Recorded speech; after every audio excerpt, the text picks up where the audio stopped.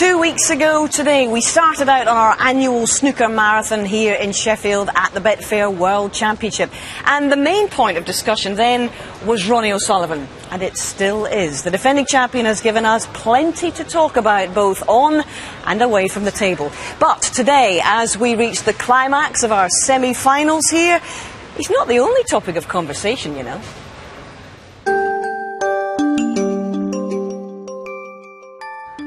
So what's Ricky Walden got to do to reach his first world final? Maintain focus, concentrate 100% on every shot, and above all else, not get ahead of himself. He's got to continue to score well. He's had 3 centuries in the semi-final already, and he needs to be prepared for a counter-thrust. Surely somewhere through the semi-final, his opponent's going to improve. Forget the scoreboard, Ricky. Just go out and play. And if you do these things, you'll be in the final.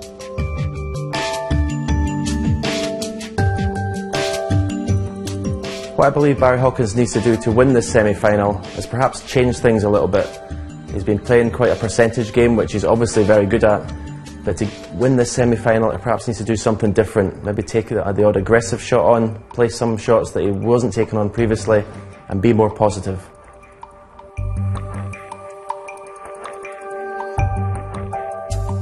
What does Judd Trump have to do to get to the final and beat Ronnie O'Sullivan? Well, he has to up his game in every single department. Safety, long pots, and indeed scoring, which is the most important. Winning the frame in one visit, putting pressure on O'Sullivan to get to the final and try and lift his first world crown.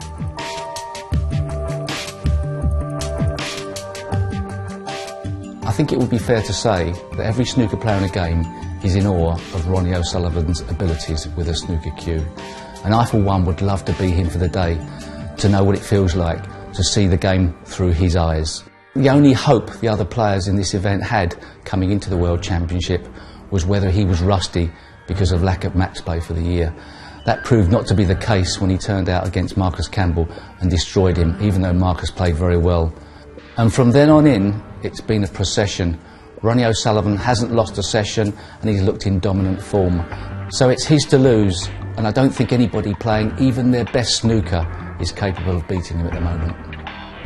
Yes, Steve, Ken, John and Stephen know a thing about Crucible semi-finals, but it's Messrs Walden, Hawkins, Trump and O'Sullivan who are in the spotlight today. By the end of the day, 2 of them will have reserved their places in tomorrow's Crucible final. Well, this afternoon we'll see all 4 men in action. We'll have live coverage of an epic final session between Trump and O'Sullivan, and a lot more besides.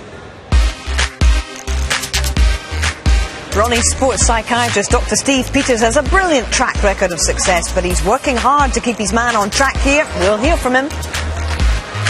Judd Trump's fabulous play has earned him the cash to splash on fast cars and flashy footwear, but the pretender to Ronnie's crown can't afford to put a foot wrong this afternoon. He's 14-10 behind. If Trump represents the future of the game, we'll relive the glories of the men who shaped its past. It was all very interesting in the 80s with you-know-who. Well, I can tell you everybody here in the Winter Gardens is very much looking forward to that final session this afternoon, 2:30, as I said earlier on. Until then, we're going to concentrate on the other semi between Ricky Walden and Barry Hawkins. Now, Terry Griffiths is in Barry's corner here. He's his coach. Terry, of course, a former world champion in 1979, one of only 7 men to achieve the career triple crown in snooker.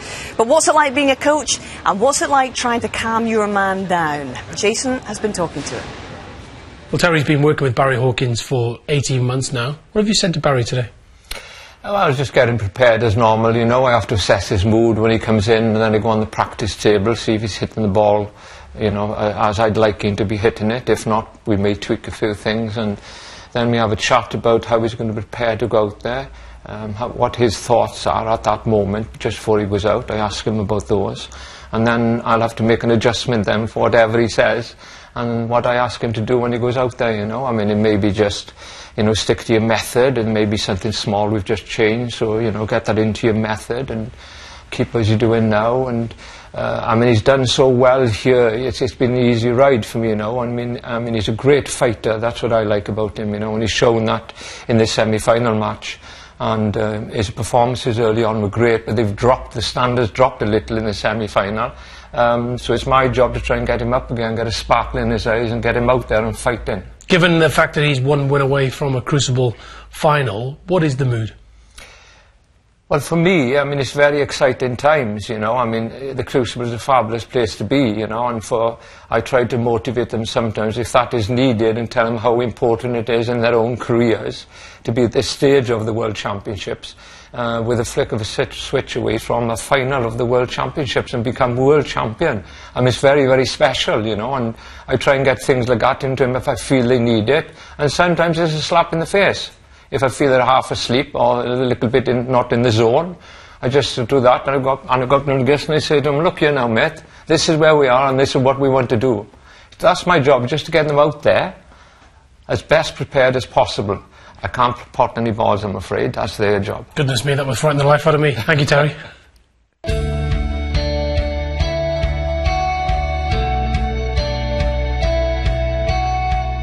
Just my dad, really. 9 years old, and he was sort of getting me into all different sports, golf, darts, snooker, cricket. So I started playing more and more snooker, falling in love with the game that way, really. And he took me down the local Lodge Centre. Used to play from like 10 in the morning till 5 then, every day with him. And it just went from there, really. Started with the league snooker and stuff. You see the table how big it is compared to what you were playing on as a kid, and it just makes you feel more grown up that you're actually playing with the older fellas, you know what I mean? So it was a good experience to sort of get that first chance to play on the 12-footer and that, and it was just went from there, really. From 9 years old to maybe 13, I was just living on the table anyway, you know what I mean? So there was too many things to remember, but I remember my first century down at my old snooker club in Sealand Leisure, so yeah, it was a big moment looking back. Every week I'll go through a boring stage, you know what I mean, on the practice table, get a bit fed up with the game and all that kind of thing, but there's so many good things to come out the game through the week and through your match days and stuff as well, that you'll never ever lose the interest for it and lose the desire to play, really. It sort of jams you in a place where you don't want to be sometimes, you know what I mean? Obviously you've chose that as your path, and you're trying your hardest to make your way, but then things aren't going well, you might not be playing too good, you might keep having defeats and stuff and just not hitting the ball how you want it, and it sort of makes you want to finish, you know what I mean? It's as simple as that. It does make you want to knock the game on the head sometimes, but you'll never ever do that because your love for the game is too strong, you know. Obviously the cash that you're playing for, the titles that you're playing for, and everything else that you put in your week is massive, really. Do you know what I mean? Everyone's got their own lives that they're working for, but I still think that like the love I've got for the game when I'm playing well is still the same as when I was 9 years old playing for the first time, really. Well, Ricky's guaranteed himself a place in the world's top 8 in the rankings, courtesy of this run. He and Barry resumed their semi-final at 10 this morning, Ricky holding a 9-7 lead. Now, Ricky's made 3 centuries so far, but it's testament to Hawkins' grit and resolve that he's just 2 frames behind, despite a top break of only 47 so far. Walden won the first of the morning to go 10-7.